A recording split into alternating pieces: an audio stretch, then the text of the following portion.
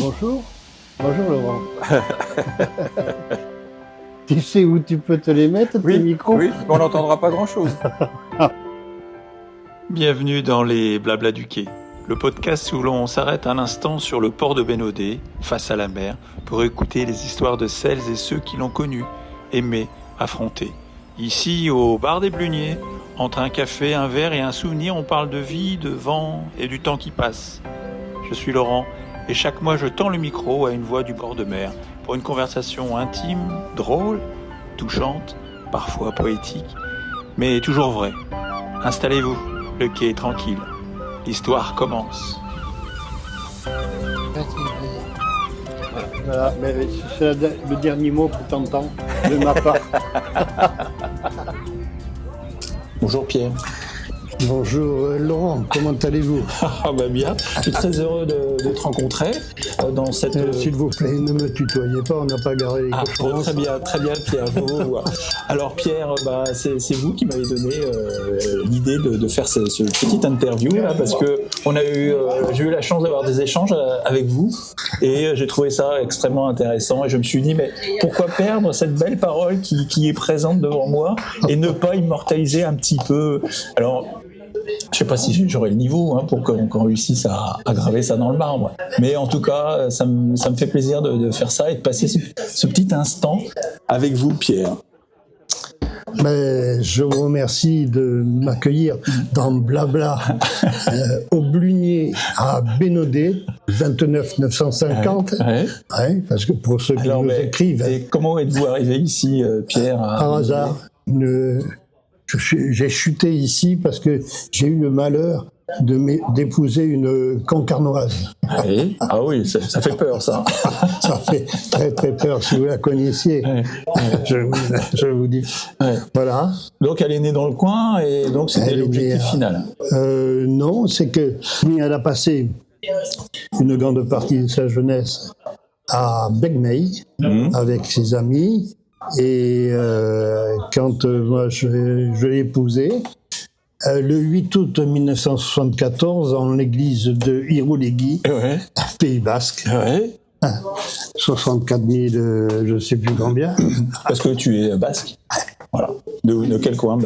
À Saint-Jean-de-Luz. À Saint-Jean-de-Luz. J'y suis allé récemment, là, c'est une belle ville. Tu y retournes de temps en temps, non? T'as vu, j'arrive pas à vous voyer. Je suis désolé, Pierre.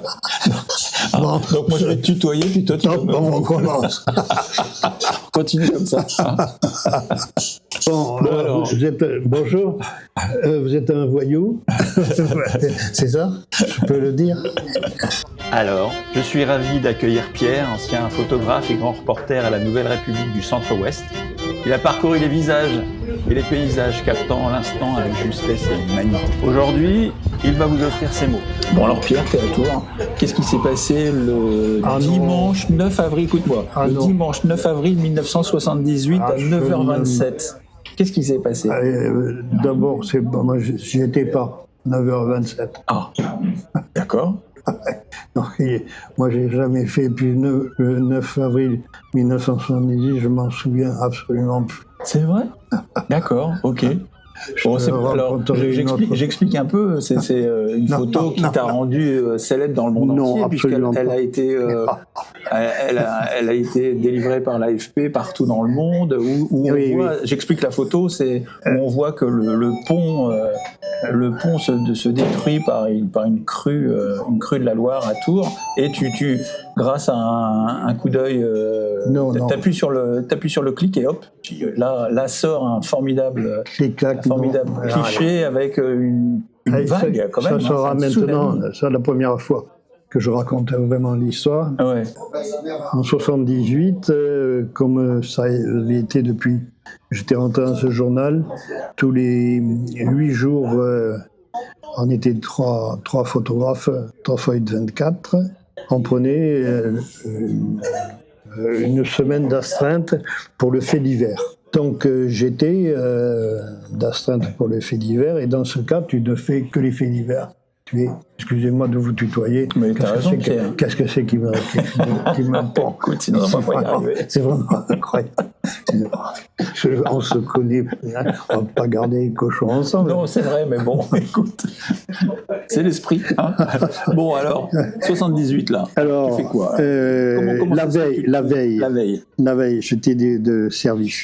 Et le chef de service me dit, je suis ennuyé. Nous sommes un samedi. Et il m'a dit, je suis ennuyé, personne ne peut faire la boxe à Saint-Pierre-des-Corps. Oh, mon bon prince, je dis, ok, je vais le faire. Donc les combats de boxe à Saint-Pierre-des-Corps, c'est comme dans tous les combats de boxe, ça finit vers 2h du matin. Donc je finis ma boxe et je rentre chez moi. Il me dit, si tu veux, tu peux prendre un peu de ta matinée. Viens vers midi ou un truc comme ça. Et en venant, parce que j'habite à 40 km de Tours, en venant à Tours, j'entends à la télévision que le pont Wilson s'était effondré. Alors, j'arrive un peu furieux, j'ai un accrochage sérieux avec le chef de service. Je lui ai dit, si c'était un vélo à 3h du matin qui serait cassé la gueule rue nationale, vous m'auriez appelé. Là, vous avez un truc qui est intéressant, mais t'en fais pas. Il était sur mon agrandisseur et tout. Et furieux, comme la boxe, je l'avais faite avec mon appareil que j'avais acheté 8 jours avant. J'avais fait pour une fois en ambiance, pas au flash. On roulait au flash comme on le faisait avant. Donc je mets mon film, parce que ça n'existait pas, des films poussés. C'est nous. Dans nos bains, poussions les émotions. Alors je mets mon rampé et je dis quand même, je ne vais pas mourir idiot. À pied, je fais 400 mètres qui me séparent du pont. Alors je vois mes copains pompiers, gendarmes et tout le truc. Et je fais une photo de la plaque La Loire. Puis je me mets là, j'avais le temps, je devais avoir 45 minutes de développement. Donc je regarde le truc et ce qui s'était passé le matin, il y avait un trou qui faisait 20 mètres qui s'était effondré dans le sens nord. Puis c'est tout, il y avait une canalisation d'eau qui laissait couler son eau. Mais c'était pas spectaculaire. Alors, je vais de l'autre côté, puis je regarde. J'avais mon appareil sur mon sac, toujours prêt, hein. Et sous la 5e marche, un caillou, 2 cailloux, je prends mon appareil et je fais l'effondrement du pont de Tours. Alors, il est 16h08 ou 07. D'accord, mais alors je voudrais approfondir cet instant où tu vois la chose, tu te dis tiens, il va se passer quelque chose. Ah, oui. Alors, mais ça c'est quelque chose que tu as en toi ou c'est quelque chose qui se cultive avec le métier? Non. C'est-à-dire tu penses avoir cette capacité de dire là il va se passer quelque chose. Ah ben oui, tu vois un caillou, tu sais. Ouais. 2 cailloux. Il va se passer quelque chose. Vite. Instinctivement, je sais que là, c'est pas normal que sous la 5e marche, il y ait des bouts de pierre qui tombent. D'accord. Et là, d'un seul coup, ça part du fond. Et donc, ce mécanisme de comprendre l'anticipation de l'action, c'est quelque chose qui va te suivre toute ta vie et c'est ce qui fait ton regard aiguisé. Peut-être, oui. Ouais. Oui. Alors, c'est quoi pour toi la belle photo? C'est déjà ce que comprennent pas les jeunes photographes. Et maintenant, tu vas le voir, même ceux qui suivent les politiques et compagnie, avec leur appareil numérique de merde, ils appuient comme des fous, tac, maîtrisent pas, et ils regardent tout le temps, ce qu'ils viennent de faire pour en refaire une autre. Mais ça, c'est trop tard. Il faut, quand tu as quelqu'un dans ton objectif, il faut, pour l'expression, pour tout, il faut être là. Et c'est pas sur le ventre, c'est là, l'œil. L'œil dans le viseur. L'œil dans le viseur. Sinon, t'es fini.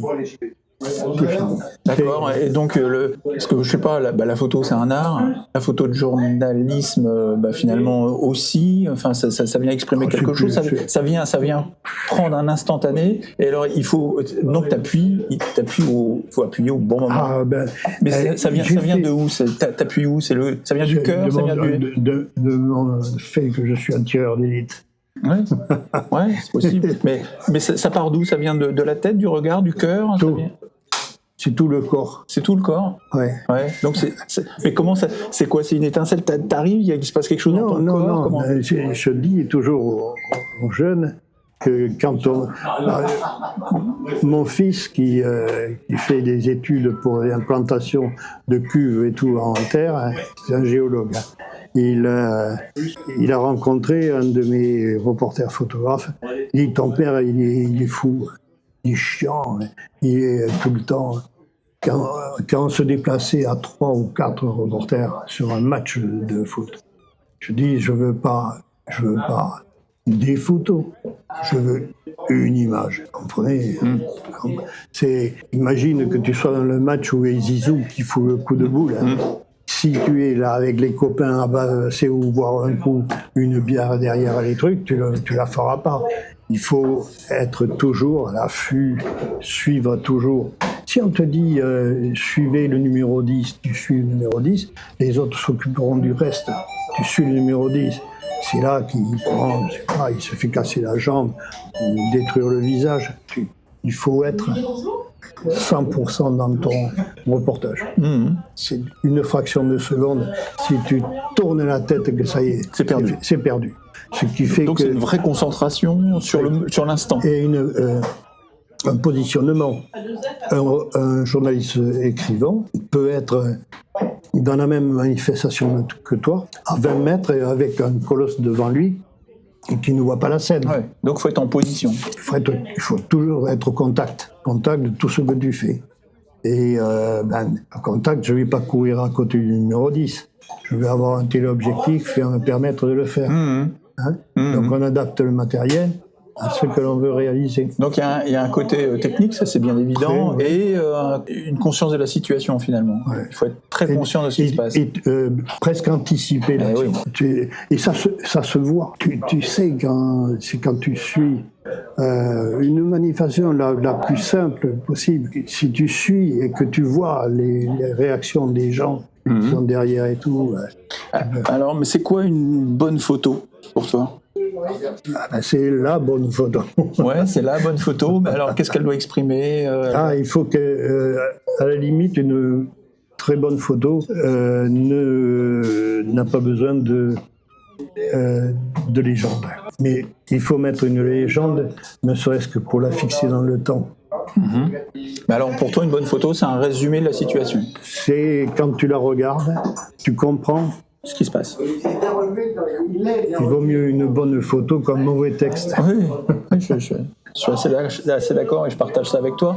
Cependant, on a tendance à dire que parfois, la focale de la photo vient poser finalement une situation qui n'est pas forcément la réalité de ce qu'il y a autour. Tout à fait d'accord. Et donc, on ne peut pas. Pourquoi je mets un grand angle? Parce que, par exemple, dans une manifestation, c'est une foule immense. Il faut que je montre la foule immense, et non pas le dictateur qui parle. Par contre, je me dis, tiens, il va peut-être prendre un coup de fusil dans l'oreille, et j'aurai un téléobjectif. C'est le ressentiment de la situation. C'est Donc c'est assez complexe. C'est très complexe. Est-ce que tu penses que cette complexité que tu exprimes à travers ce que tu as vécu dans ta carrière, est-ce que tu ressens ça dans les journalistes photographes d'aujourd'hui? Est-ce que tu ressens toujours ça? Est-ce que tu vois des belles photos Oui, il y a de très belles choses, mais qui ne sont pas faites par des professionnels. Et justement, le mot amateur est très intéressant. Celui qui aime, amateur, c'est pas un professionnel. La seule chose qu'on peut se lui reconnaître, c'est qu'il est assez professionnel pour ramener des images. Je te fais confiance, quelle que soit la situation, les conditions météo, tout. Alors, tu te sentais plus journaliste ou plus photographe? Ou c'était un mélange des deux? C'était quoi? Les deux, c'est pas incompatible. Hein. Non, justement, mais dans quelle proportion Ah non, c'est pareil. Tu te sentais autant photographe que journaliste? On est toujours en binôme. Il y a un gars qui écrit, il y a un gars qui photographie. Quand il y avait dans son article, on se connaissait. Quand je savais dans son article qu'il n'allait pas pouvoir dire quelque chose. D'accord. Parce que c'était trop gros, ça. Mais vous deviez dire la même chose, c'est-à-dire que la photo devait illustrer ou c'était un complément? Il fallait que ça soit complément. Non, au contraire. C'est pas obligatoire que ce soit un complément. Ça peut être totalement l'inverse. D'accord. C'est-à-dire que lui, il dit ça, et moi, je montre que c'est l'inverse. D'accord. Alors, donc, ça veut dire que la photo peut être politique. On voit. Oui, voilà. Oui, alors, oui. Est-ce que la photo a un mouvement politique? Est-ce qu'elle est de gauche? Est-ce qu'elle est de droite? Est-ce qu'elle a une influence politique? Est-ce que finalement elle est de la même influence que le photographe? Non, elle ne doit pas l'être. Elle est neutre. Mais elle se veut neutre. Mais j'ai donc travaillé 37 ans dans ce journal. La Nouvelle République du Centre-Ouest, le journal est tiré et tout le truc. Il y a des gens qui le lisent, qui vont penser que nous sommes de gauche. Il y a des gens qui le lisent et qui vont nous dire que nous sommes de sales cons de droite. D'accord, donc ça veut dire que c'est bien fait. Nous sommes un truc neutre. Ouais. Ce sont des accidents, ce sont des machins. Ça, les titres à la une et tout, c'est une reprise de ce que tout le monde a vu à la télévision. Parce que et tu ne peux pas passer sous silence l'accident du funiculaire. Est-ce que la photo doit rester apolitique? Elle ne peut pas l'être. Elle ne peut pas l'être. Elle peut pas l'être. Elle peut pas l'être. Elle exprime forcément une opinion finalement. Oui, sans que tu le veuilles. Sans que tu le veuilles. Ouais. Donc, alors, tu appuies, tu es propriétaire de la photo au moment où tu appuies, puis après la photo, est-ce qu'elle t'appartient toujours ou est-ce que ou il faut la laisser partir comme les artistes font avec les chansons, ils disent gros problème. Il faut laisser partir l'œuvre. On a au journal. Ça a été un gros problème qu'on a discuté énormément. On a trouvé la solution la plus bâtarde qui existe, mais qui, à la limite, nous couvrirait. Le support, c'est-à-dire le film, le support, appartient au journal. L'image appartient au photographe. Indissociable. Si moi je veux utiliser mes photos, je demande au journal l'autorisation. Ah, d'accord. Si c'est l'inverse. Ah, ok. Donc il y a une copropriété de la photo. Mais, oui, mais c'est faux.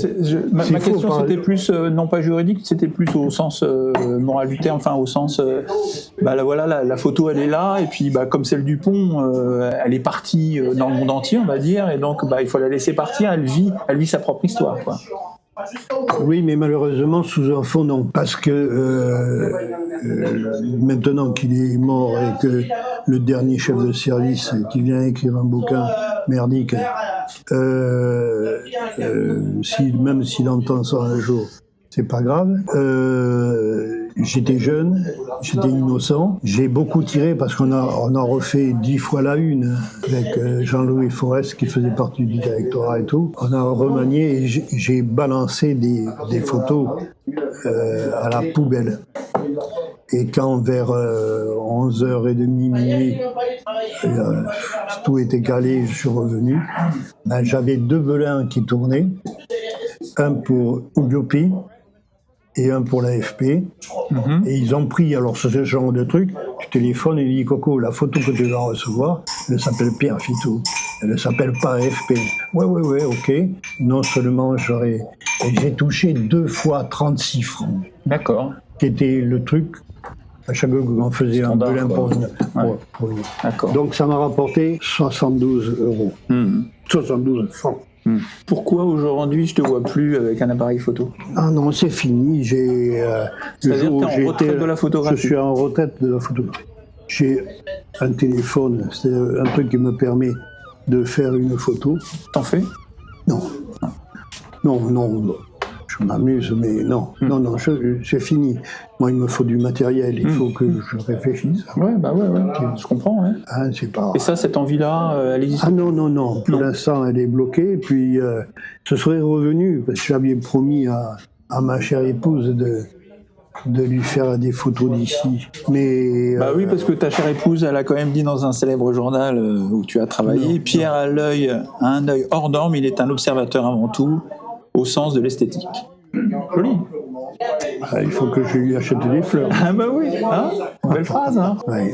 C'est comme ça que moi je te vois, tu as un œil perçant. Alors déjà, pour ceux qui nous écoutent, un regard d'un bleu éclatant. Comme la mer aujourd'hui qui est déchaînée. Et tu as un œil pétillant. Alors il pétille, ton regard, il pétille de malice, de bienveillance. Alors, tu as un œil pétillant qui veut dire plein de choses, expiègle, mais bienveillant. Voilà, ce que j'aime dans ton regard, c'est on voit qu'il y a de la bienveillance. Oui, toujours.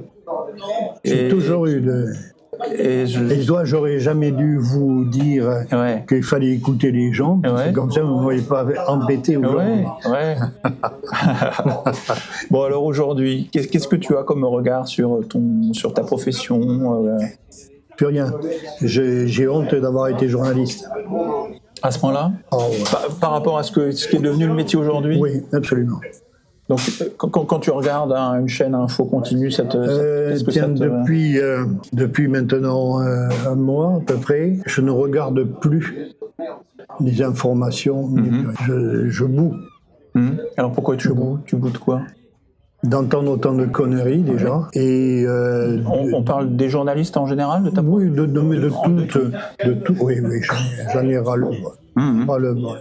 On prend vraiment pour des cons, alors on va m'y laisser, moi, je suis un tout petit con, mais j'en ai vraiment... Tu penses que l'éthique du métier a changé? Oui. Mais ce sont il y a toujours plus des journalistes, ce sont des présentateurs, ce sont des chroniqueurs, des lanceurs de sujets. Des influenceurs. Des influenceurs. Alors là, le gros problème, ce sont les réseaux sociaux. C'est ceux qui, dans le monde, ont foutu le monde en l'air. Ah, tu penses pas que c'est une liberté d'expression qui est accessible à tout le monde? Ah non. Non, c'est pas ton regard. Au contraire, non. Tu es déjà dans un réseau social? Non, jamais j'en ai ouvert un. Jamais. Non. Hein, oui. Et justement, ce qu'il faut, c'est que actuellement, chaque personne, chaque citoyen soit libre de penser, d'exprimer. C'est en danger, ça, pour toi? De quoi? De faire ça? Oui.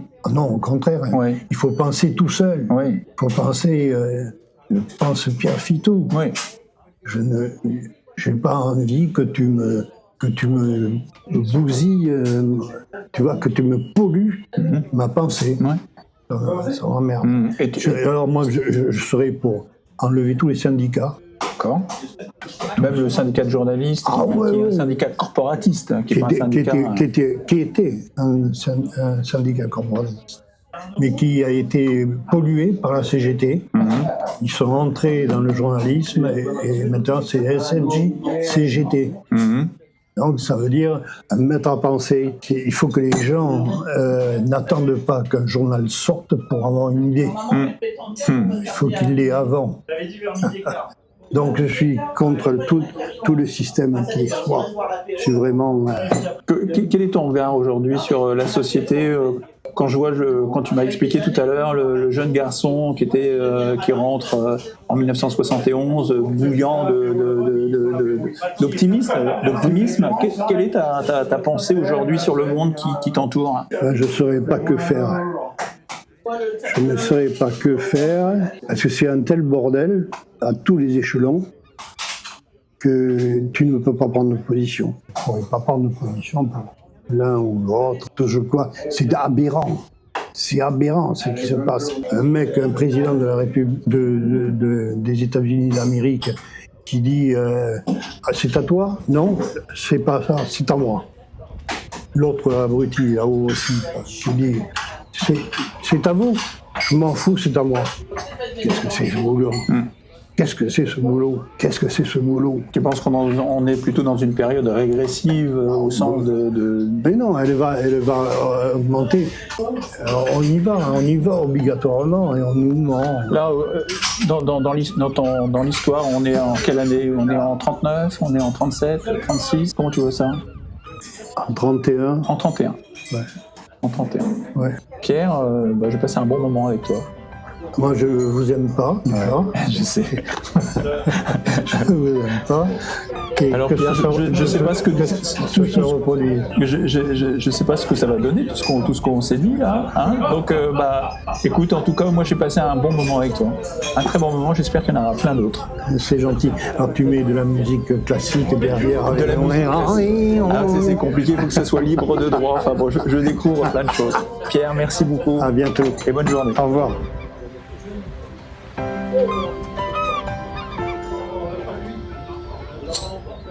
Merci d'avoir partagé ce moment avec nous pour ce premier épisode des Blabla du Quai.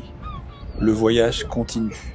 Dans notre prochain épisode, nous accueillerons Guy, ancien patron pêcheur. Ensemble, nous plongerons dans les souvenirs de mer, de pêche et de fraternité. À très bientôt.